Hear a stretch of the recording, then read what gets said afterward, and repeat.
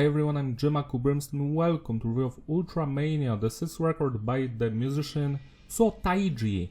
Today we're celebrating the 25th anniversary of the record, so I said to go back and see if it still holds up or not. My story with Seo Taiji is quite simple. I've stumbled upon his music back in the year 2016, it was May. I remember that I was searching for some underground nu metal music. That's when I found this record. I've listened through it and I was like, this is great, I need to check out his entire discography. Sadly, his entire discography does not sound like this album. I wish it did, trust me, but I did enjoy some of the songs on the first 4 records. He had this band, Seo Taiji and the Boys, then they broke up or something, he just quit the music business. Then he came back in 1998 with his first solo record, which is also considered his 5th album. So that one was like slightly nu metal, slightly alternative rock, alternative metal based. It's good, don't get me wrong. But then in 2000 he decided to come back to South Korea because he left like in 96, 97, something like that. And he announced his return with this album. And what a return it was. It's quite interesting. Ultramania was recorded by himself. He did all of the music, all of the instruments, the vocals, the lyrics, same as he did with the previous record. But what's interesting about Ultramania is because it became a massive success. It like sold almost 1 million copies on the first day alone. It's like the best-selling album in South Korea. It's quite interesting because it's just straight up nu metal. It's not K-pop, the music he did before or after. It's quite interesting. Was he fed up with the music business? We are going to talk about that later on.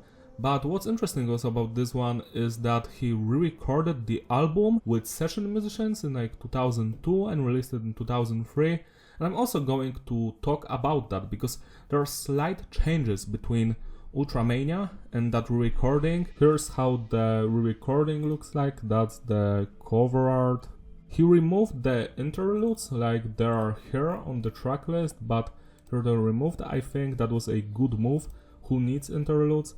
And there's also a bonus music, like a live recording on some songs. What's interesting is some of these tracks are from his previous records as Seo Taiji and the Boys, and they have like new nu metal versions here, so we're going to talk about 3 of those as well. Also, I found it funny that Josh Freese is here. He's just everywhere. He's in Static X, Foo Fighters, whatever band you're going to think about, there's Josh Freese on some record in some way. The production is tight, it was handled by Seo Taiji himself.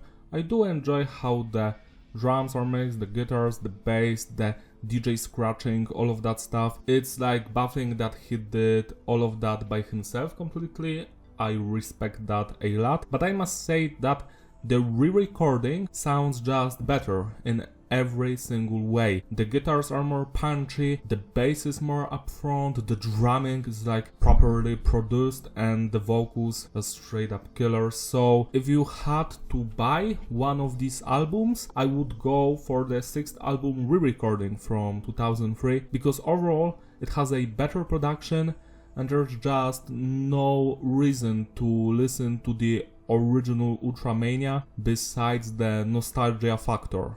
If you've listened to Ultramania in 2000 and then you've heard the re-recording, then you might be like averse to the re-recording. I would opt for the re-recording because it sounds better in every single way, and that's what I'm going to be focusing on as we go through the individual songs. Message is diverse. The songs are mostly about society, Seo Taiji not fitting in. He's like against trends, like people just dressing to impress others.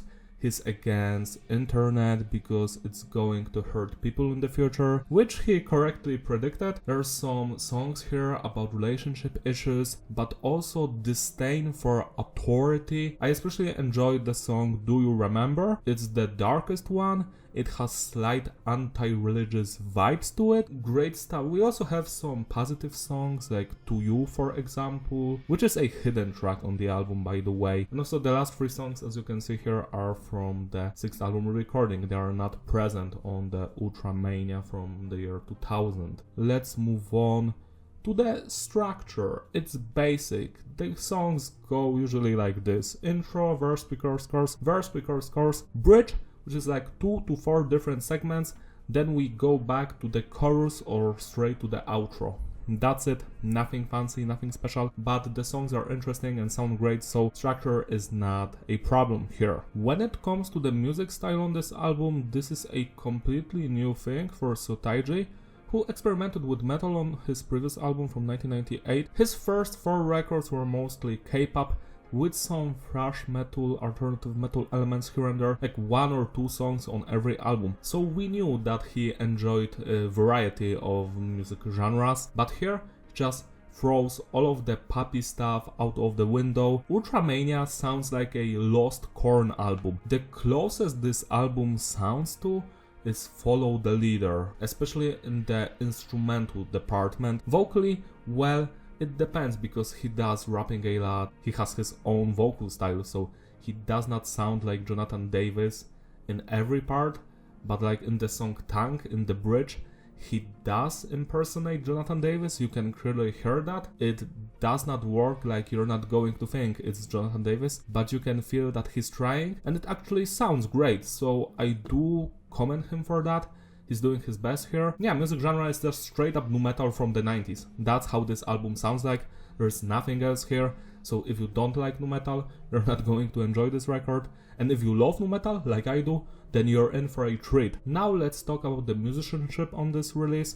So when it comes to the drumming by Seo Taiji, it's perfect, same with the guitars, bass lines and the vocals. Let's focus on the dudes who played on the instruments on the re-release. So the drumming is stellar, it's punchy, straight to the point, the grooves, the stereo position of the drummers playing is fabulous.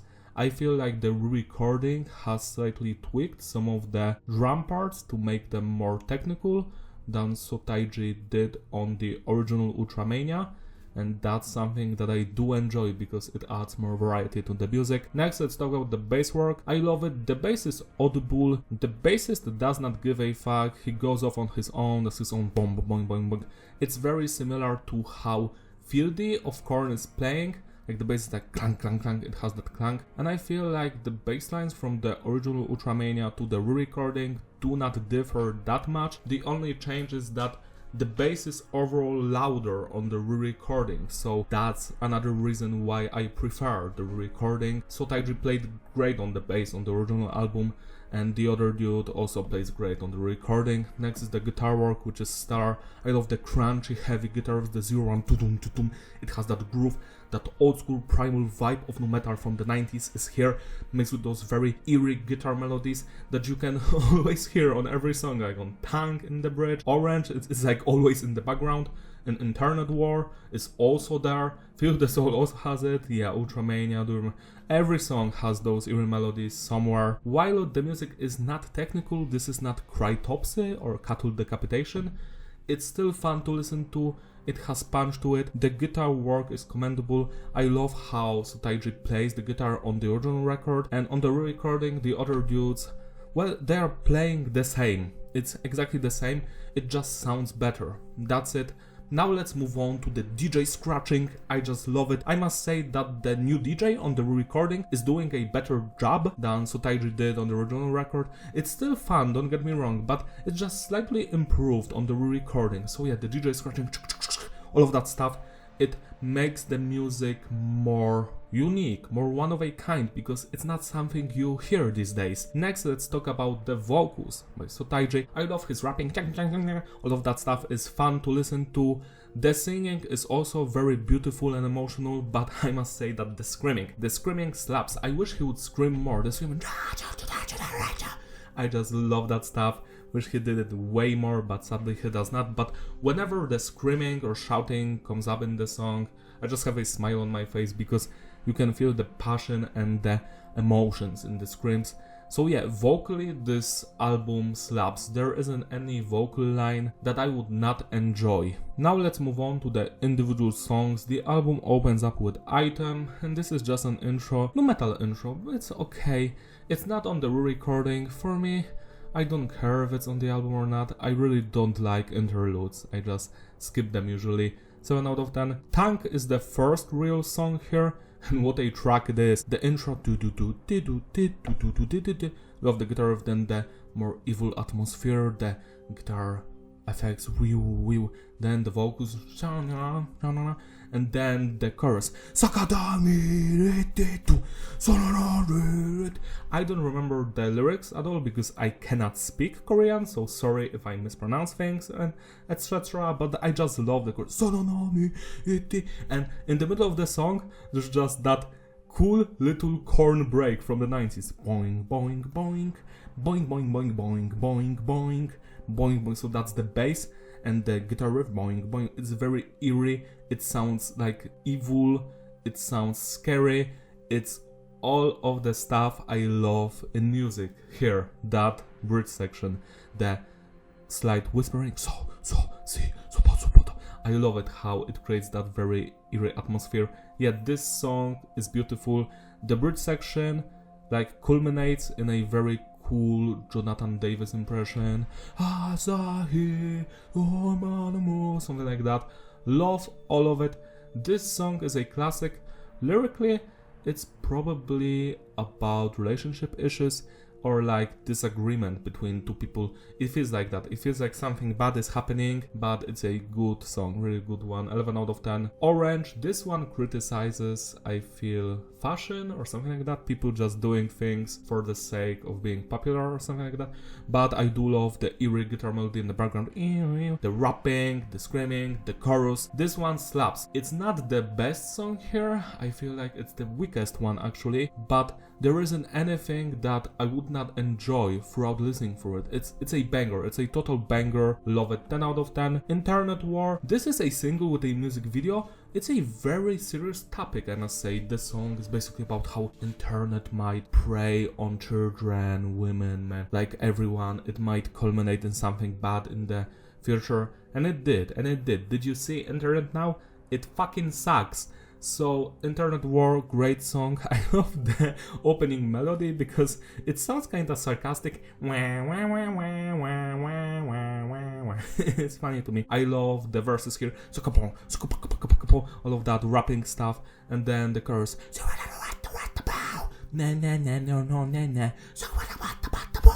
All that stuff. It's very fun. The bridge yet again is total corn stuff.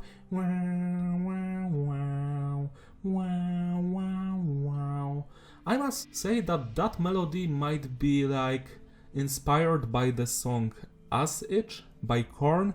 Listen to the bridge section in Korn's As Itch and then go back to this bridge. Very, very similar. But it slaps. Yeah, this song is a classic. 10 plus out of 10. Plagiarism is another interlude which I don't care about. It's okay, you know, kinda weird sounding because it doesn't have that evil atmosphere the other songs on the album have. 6 out of 10. Feel the Soul is one of the singles with a music video. Yet again, the re-recording version has more soul, more power. It just goes hard.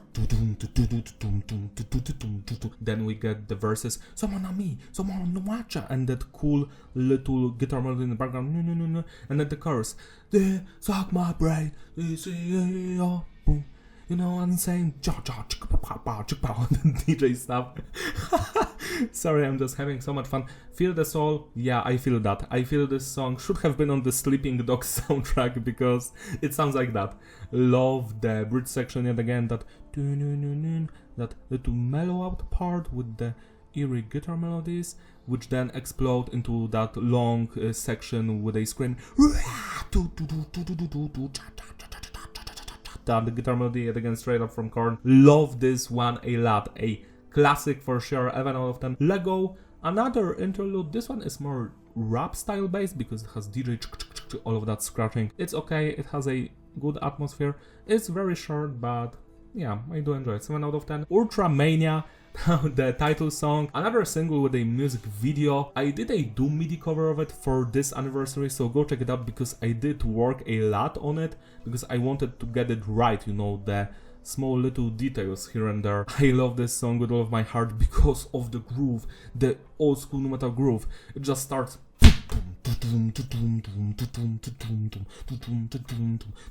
Wow.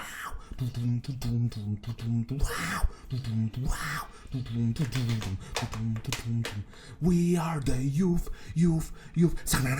Just.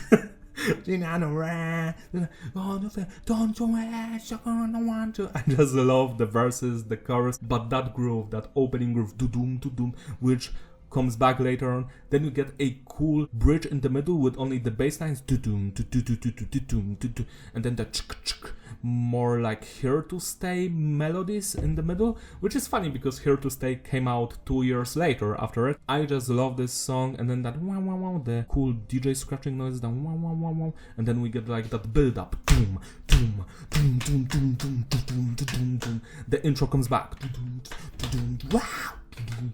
It's hard to put it in words how good it is. You have to experience it. 11 out of 10. Do you remember the final song? I love this one. It's the best song on the album. The lyrics very eerie, very dark sounding. The overall feeling of this song is depression, anxiety. It has that something in it, but also it has a sense of wonder, like there's a mystery to uncover. That's what the melodies at least speak to me, say to me. Love this one with all of my heart. The intro, and then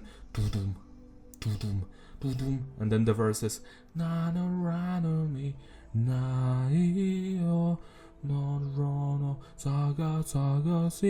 remember the words at all.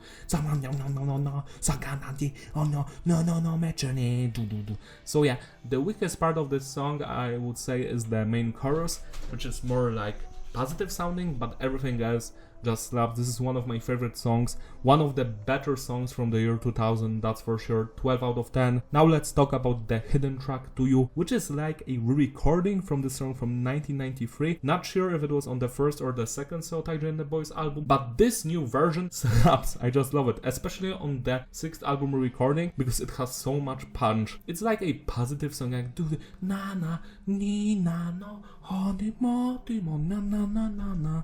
So it's like a pop punk track in that sense, but then hell breaks loose in the chorus because that one is like pure nu metal.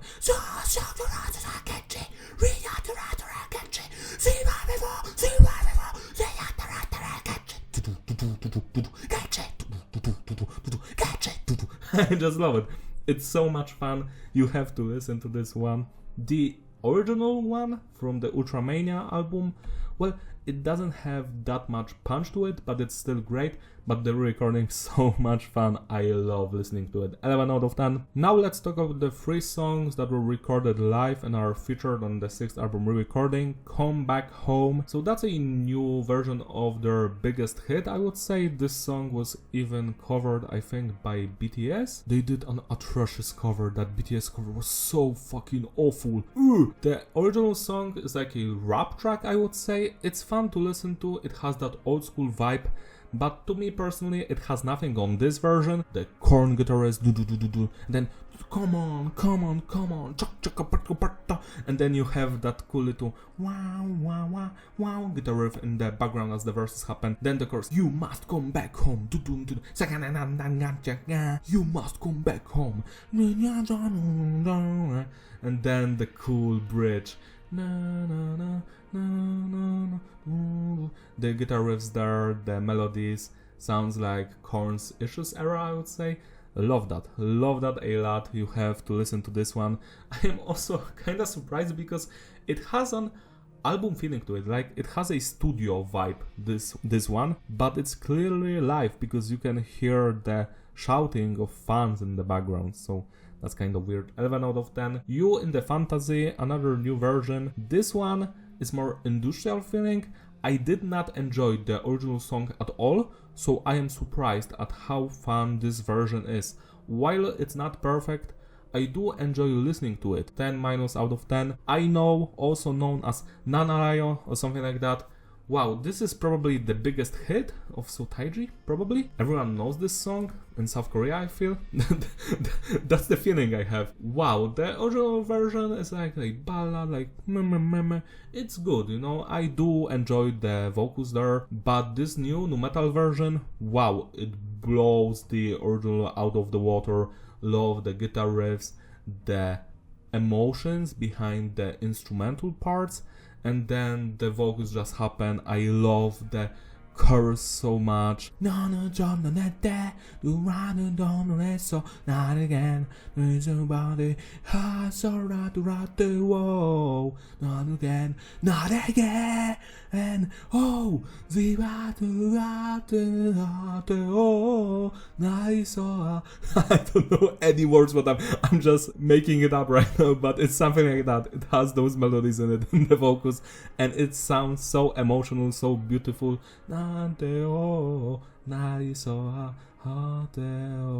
Yeah, great stuff. Love this one. Listen to this one like hundreds of times already.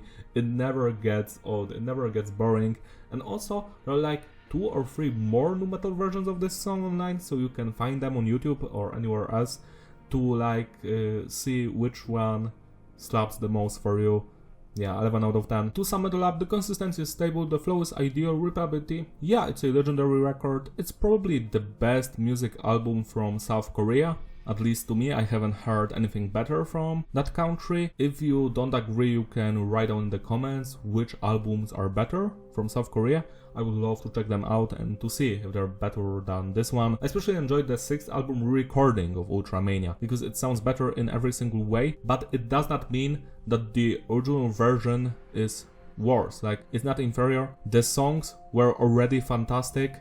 The new production and new performance just enhanced that feeling on the re-recording. So I would urge you to listen to both of these records, Ultramania and the 6th album re-recording. Find out which one works more for you. For me, it's the re-recording. The highlights for me are Do You Remember, Feel the Soul, Internet War, Tank, To You, Come Back Home, Not Again. It's sad to me that the next Seo Taiji album, 7th issue, went into more pop rock direction, pop punk I would say. It still has a nu metal song, it's called Fuck Music Business or something like that. It's the best song on that album, it's like total banger. Victim was also great, that was the 2nd best song on 7th issue, but yeah, the other tracks felt like kinda weaker in every single way. That's just how I feel. It's still like a listenable album. I still listen to 7th issue, I just don't listen to it that much. It's the last album I actually enjoy from Seo Taiji. But Ultramania will always remain close to my heart. Yeah, you should listen to this one. Celebrate diversity by spinning this album today. It deserves your love and attention. You can write down in the comments your stories with this album. I would love to hear when you first heard it, especially if it's someone who's from South Korea and was there when Ultramania came out in 2000. I would love to hear how that looked, how much of an impact it made on the entire country. I would love to find out all of that information. Shout out to all of my Patreon members who gracefully support me so I can make more videos like this one. You're all truly wonderful. You can join them if you want. Give this video a like and subscribe. Follow me on my Instagram, links in the description. I will see you in my other videos. Bye!